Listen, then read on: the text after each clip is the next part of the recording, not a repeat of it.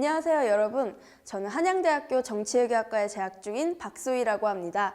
전 여러분들께 정외과를 소개해드리기 위해서 나왔는데요. 지금부터 여러분들께 정치외교학과가 어떤 곳인지, 또 무엇을 배우는지, 또 졸업한 이후 어떠한 직업을 가질 수 있는지 등 정외과의 다양한 정보를 소개해드리겠습니다. 먼저 여러분들께 정치외교학과가 전반적으로 어떤 곳인지 한번 소개해드리겠습니다. 여러분들, 이러한 이슈들을 TV 혹은 신문에서 본 적이 있나요?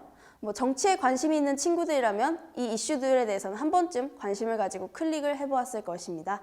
이 이슈들은 실제 정치외교학과에서 정치 이론과 함께 수업 시간에 다루어지는 이슈들입니다. 그중 간단하게 노동개혁에 대해서 살펴보겠습니다. 여러분들, 노동개혁이라는 단어를 신문이나 TV 뉴스에서 많이 보셨나요? 2015년의 정치적 핫 이슈는 바로 이 노동개혁이었는데요. 정부가 노동시장의 낡은 제도와 관행 문제, 또 청년 일자리 부족 문제를 해결하기 위해서 제안한 노동개혁 정책을 말합니다. 정부는 특히 이 5대 법안에 대해서 강조했었는데요. 간단하게 말하자면 이 노동과 관련된 법안 5개를 새로 마련하거나 개정해서 노동 환경을 개선하고 더 좋은 일자리를 만들겠다고 하는 것입니다. 만약에 개정된 개혁 법안이 시행이 된다면 많은 사람들의 경제 생활과 일자리, 생계에 큰 영향을 미치게 될 것이기 때문에 국민들이 정말 관심을 가지고 본 개혁 법안이었습니다. 이러한 노동개혁에 대해서 많은 사람들이 정부가 추진하는 정책에 옹호하고 지지하는 입장을 표명하는가 하면 반대로 노동개혁을 비판하고 저지하려는 의견도 만만치 않았습니다.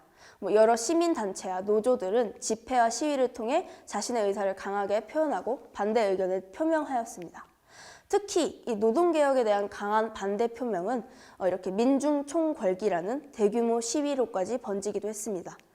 이렇게 여러 정치적 사안에 대하여 많은 사람들은 찬성, 반대, 비판, 옹호, 지지 등 다양한 의견을 주고받습니다.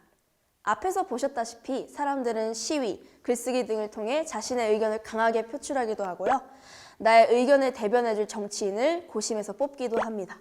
이러한 국민의 의견을 반영하여 선출된 대표자들은 국가의 이익, 안보 등을 위해 다른 국가와 협상을 통하기도 하고 대표자들은 공식적인 입법을 통해 국민의 의견과 공공의 이익을 반영하여 정책을 실현합니다. 이렇게 수많은 이슈에 대하여 대통령과 국회의원부터 일반 국민까지 사회 속에서 사람들이 각자 본인의 이익에 따라 어떠한 것을 지지, 선택, 실천하는 이 모든 현상을 바로 정치 현상이라고 합니다. 그러한 정치 현상을 연구하는 학문이 바로 정치학이고요.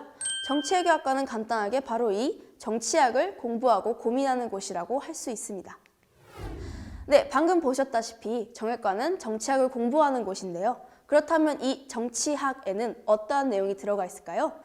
지금부터 학과에서 배우는 내용에 대해 자세히 설명드리겠습니다. 네, 화면에 나오는 이 많은 이슈들 중에 색이 들어간 이슈들은 한국뿐 아니라 전 세계에서 주목하고 있는 정치적 이슈들입니다. 그중에 전 원자력에 대한 이슈를 한번 소개해 드릴까 합니다.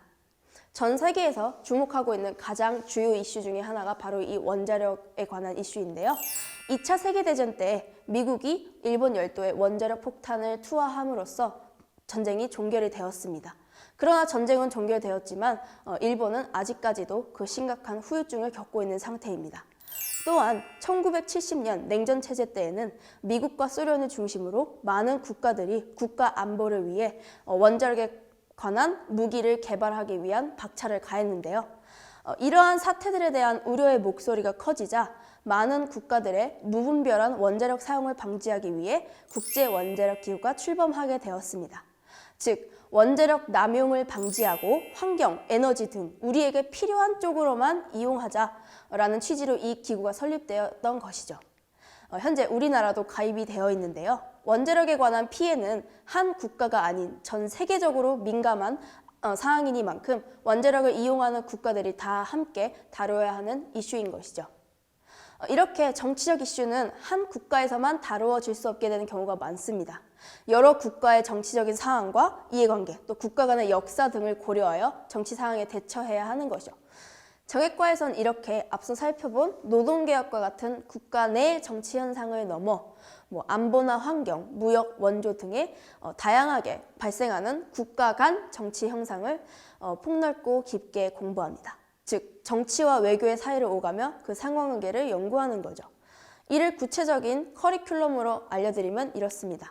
우선 정치에 관한 깊은 철학적 가치관과 그 역사를 배우는 정치사, 정치사상, 그리고 또 실제 정치가 이루어지는 과정과 결과를 나타내는 정치 과정, 또 여러 나라와 지역의 정치를 비교할 수 있는 비교 정치, 한국 정치의 일반적인 지식을 배울 수 있는 한국 정치, 또 외교와 국제 정치, 국제 관계를 심도 깊게 공부할 수 있는 국제 정치까지, 또 정치 외교학과에서는 이렇게 다양한 커리큘럼을 공부하고 있습니다. 만약 여러분들이 사회탐구 과목 중 특히 이러한 과목들을 좋아하신다면 정외과에 오셔서 훨씬 적응을 잘 할 수 있을 겁니다. 자, 그렇다면 정외과를 졸업하고 어떤 직업과 미래를 그려볼 수 있을까요? 여러분들이 가장 많이 질문하는 것 중에 하나가 바로 정치외교학과 졸업하면 국회의원, 정치인, 대통령 이런 것만 할 수 있는 거 아닌가요? 라는 것인데요. 전혀 그렇지 않습니다.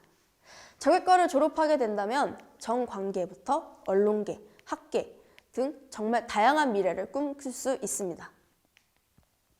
먼저 여러분들이 다 아시다시피 정외과를 졸업하시게 되면 정치인, 공무원 등 정관계로 진출하실 수 있고요. 방송사, 신문사 등에서 정치 현상을 보도하는 언론인으로서 활동하실 수 있습니다. 그것이 아니라면 정치학을 좀 더 공부하여 석사, 박사의 과정을 거쳐 교수나 연구원으로도 활동하실 수 있고요. 기타 국제기구, 시민단체, 기업인, 교사 등 정말 다양한 분야로 활동하실 수 있습니다. 네, 여러분 어떠셨나요? 저의 설명을 들으시고 정치외교학과에 대한 궁금증이 조금이나마 풀리셨나요? 네, 미흡하지만 제 설명이 조금이나마 여러분들의 미래에 도움이 되었으면 좋겠습니다.